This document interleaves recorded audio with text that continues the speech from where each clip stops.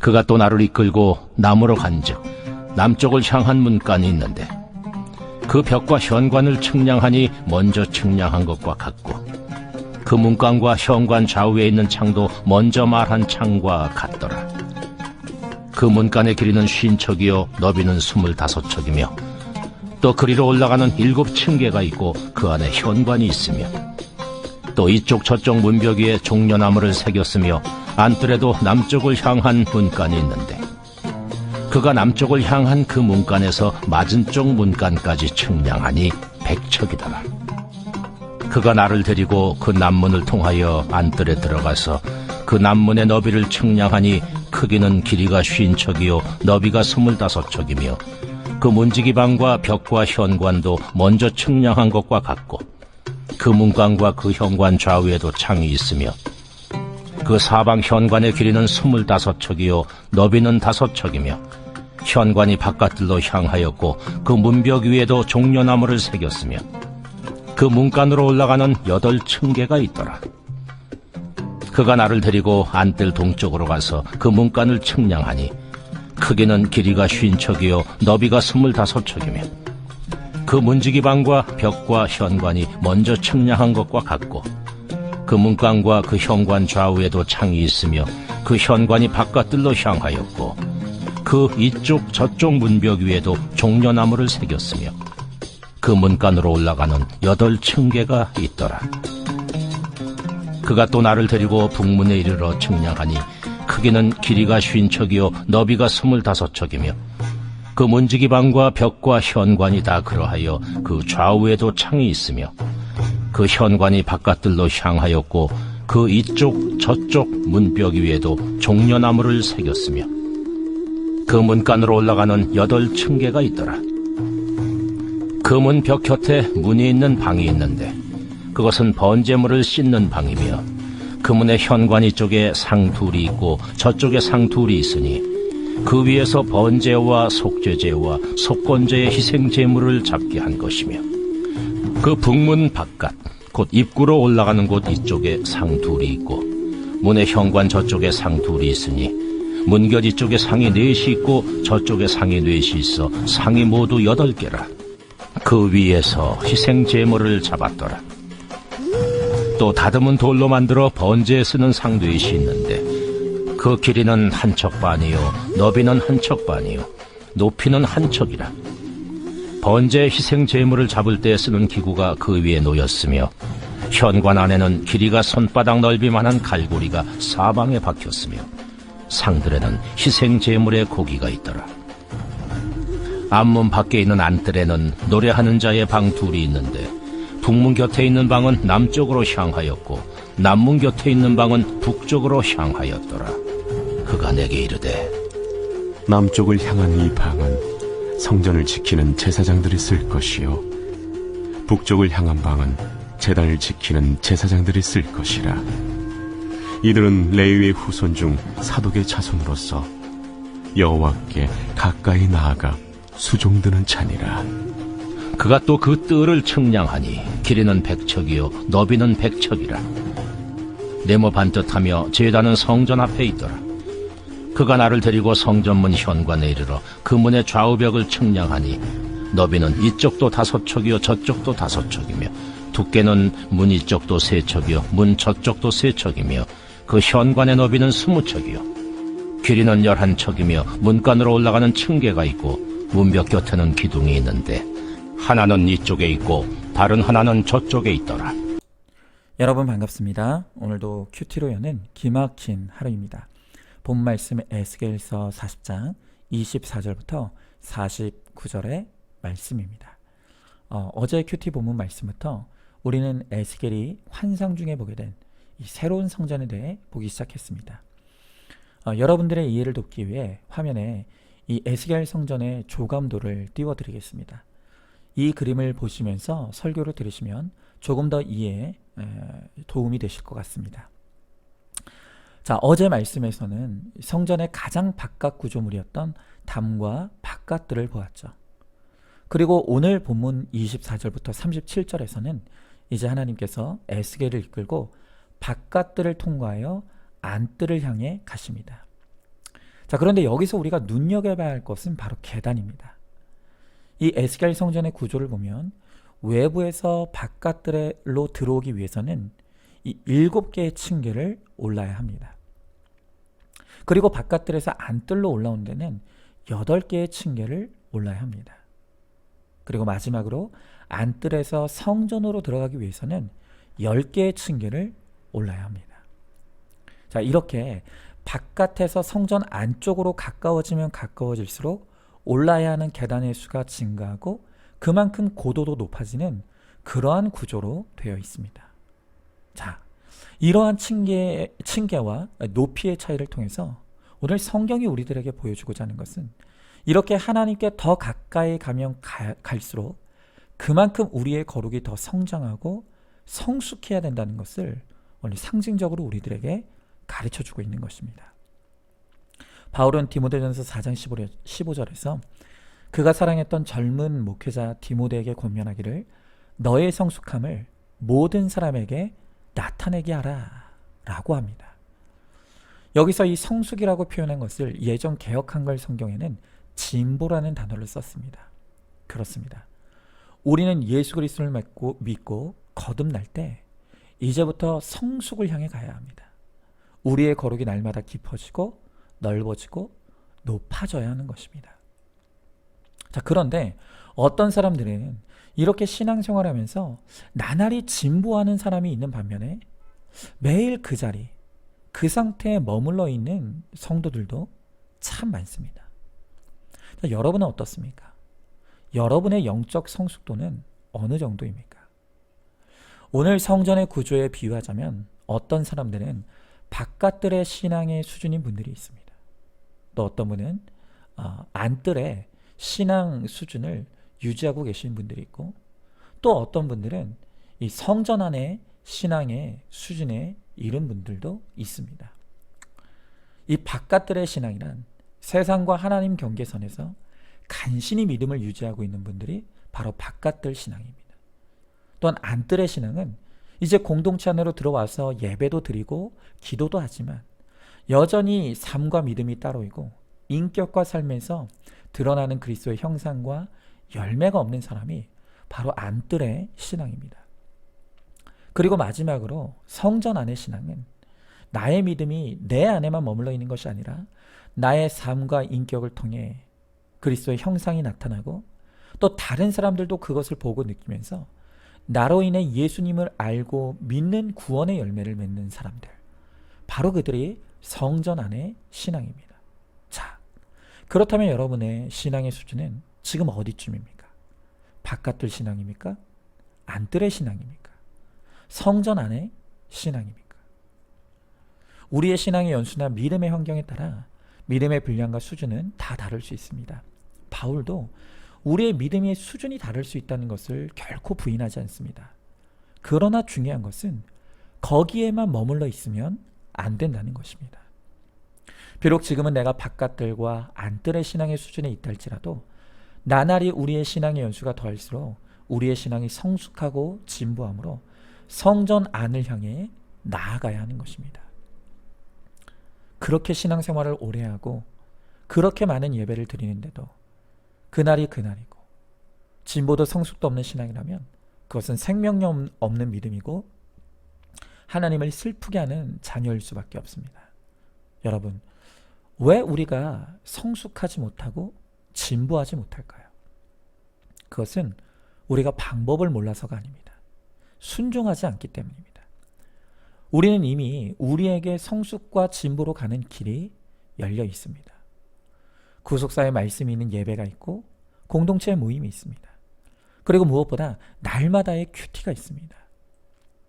이 말씀과 공동체에 묶여 힘써 예배하고 날마다 큐티로 내 죄를 보며 회개하며 그 회개에 합당한 손과 발이 가는 적용과 순종으로 이를 때 우리의 신앙은 나날이 성숙하고 진보하게 될 것입니다.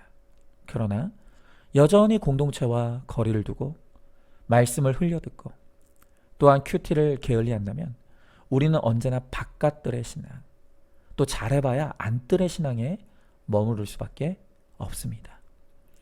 이제 우리는 인생의 목적을 거룩에 두고 예배에 힘쓰고 날마다 큐티로 거룩함을 이루고 주님께 더 가까이 나가서 나의 믿음의 성숙과 진보가 나뿐만이 아니라 다른 사람들에게까지 나타나고 나로 인해 많은 사람들이 예수를 믿는 선한 열매를 맺는 우리가 되기를 소망합니다. 자, 질문해 봅니다. 지금 나의 믿음의 수준은 바깥들, 안뜰, 성전 안 중 어디에 속해 있는 것 같습니까? 예수 믿기 전과 믿은 후, 구속사를 알기 전과 알게 된 후에 구체적으로 나의 삶과 인격에 어떤 변화가 일어났습니까? 나의 성숙과 진보가 멈추어져 있지는 않습니까? 어떤 지점에서 머물러 있는지를 살피고 나의 죄를 회개함으로 계속적인 성숙과 진보를 이루어 가시기 바랍니다. 자, 다음으로 본문의 38절부터 47절에서 이제 하나님은 에스겔을 이끌고 문을 통과하여 안뜰로 들어오게 하십니다. 이 안뜰에서는 각종 제사에 드리는 예물로 짐승을 태우는 번제단이 있고 또 여러 모양으로 예배를 섬기는 제사장들의 방이 있었습니다. 자, 그래서 이 안뜰에 있는 방들의 종류를 보니까 잡은 재물을 깨끗하게 씻는 방이 있었다고 하고 또 그 다음에는 노래하는 자의 방들이 있었고 또한 성전을 지키는 제사장들의 방, 마지막으로 제단을 지키는 제사장들의 방이 있었다는 것입니다. 여러분, 이렇게 한 번의 예배를 드리기 위해 다양한 직책과 임무로 섬기는 제사장들의 수고가 있었음을 우리는 알 수 있습니다. 여러분, 우리의 믿음이 성숙하고 진보해 간다는 것은 무엇으로 알 수 있습니까? 그것은 구원을 위한 섬기는 삶을 통해 드러납니다.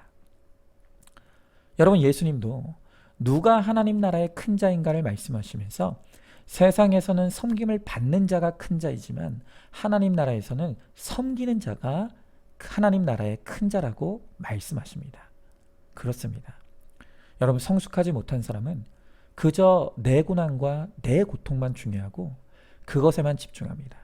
그러나 성숙한 믿음의 사람은 내 고난을 통해 다른 사람의 고난을 보게 되고 내 고통이 약재료가 되어서 다른 고통당하는 사람을 살려내는 섬김의 사역으로 나아갑니다.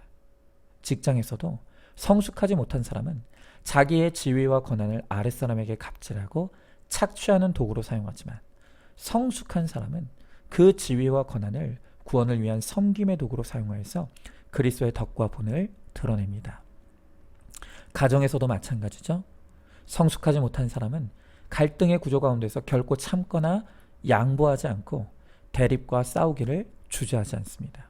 그러나 성숙한 믿음의 사람들은 가정의 구원을 위해 섬김의 자리에서 더 참고 더 희생하고 더 양보하며 더 죽어짐으로 구원의 섬김을 이루는 것입니다.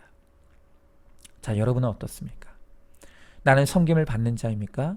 섬기는 자입니까? 내가 예수님 때문에 또 구원 때문에 더 손해보고 더 참고 더 인내한 것이 있습니까?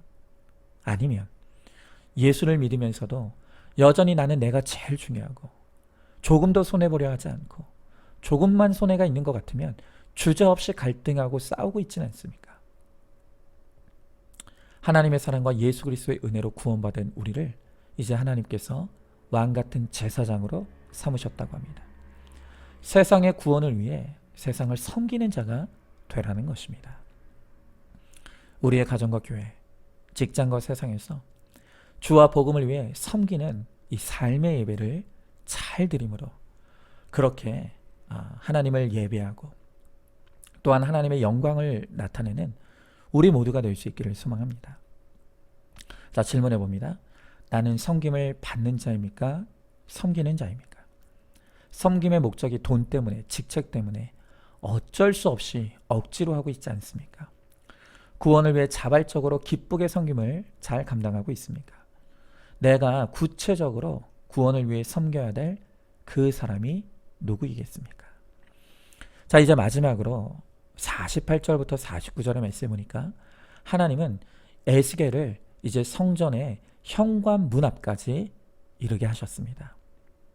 자, 오늘 성경에 보니까 이 성전의 문의 오른쪽과 왼쪽에는 큰 기둥이 세워져 있다고 합니다.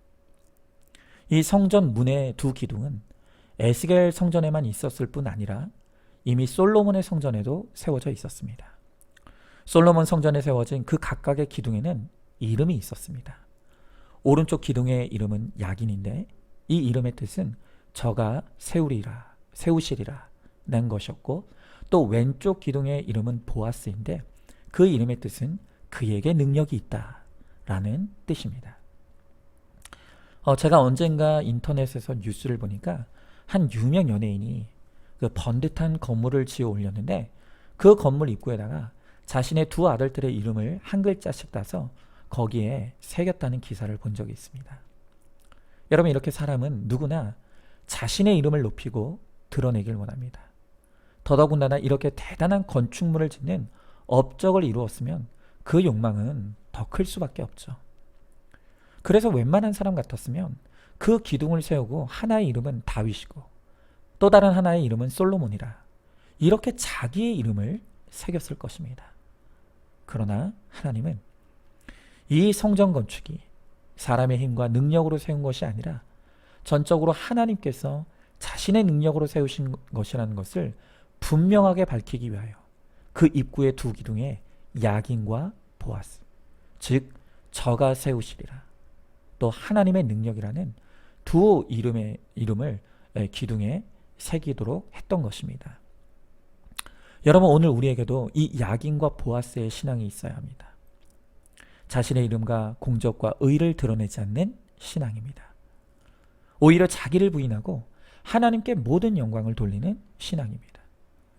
여러분, 오직 하나님만이 우리 인생을 전능하신 능력으로 세우실 수 있는 분이심을 고백하는 믿음입니다. 그렇습니다. 여러분, 내가 한 것이 무엇이고 나 아니면 안 되는 것이 무엇입니까? 그런 것은 없습니다. 내가 한 것 없습니다. 나 아니면 안 되는 것, 그런 거 없습니다. 오직 우리는 하나님의 은혜로 사는 인생이고 그 은혜가 아니면 아무것도 할 수 없는 전적으로 무능한 인생일 뿐입니다. 내가 했다고 생각하는 그 모든 것은 오로지 나에게 주신 하나님의 은혜의 산물인 것입니다. 전능하신 하나님만이 우리의 인생의 삶을 세우실 수 있습니다.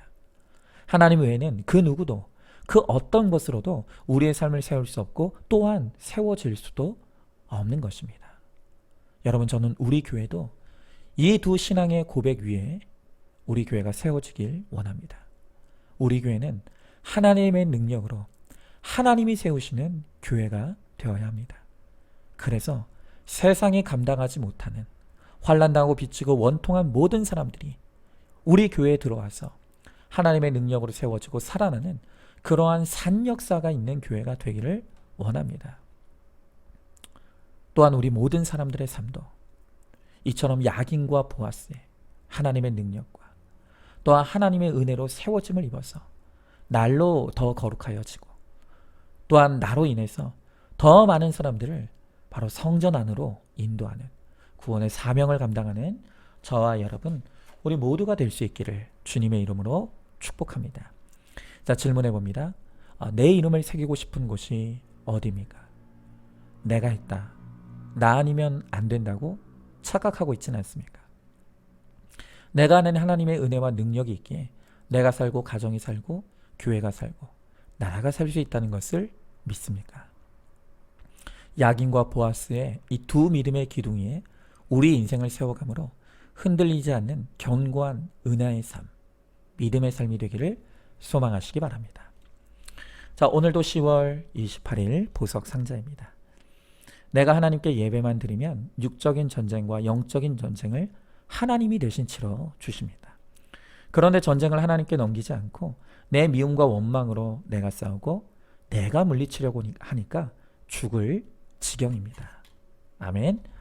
오늘도 큐티로 기막힌 하루를 살아내는 하늘가족 공동체 우리 모든 성도님 되시기를 주님의 이름으로 축복합니다.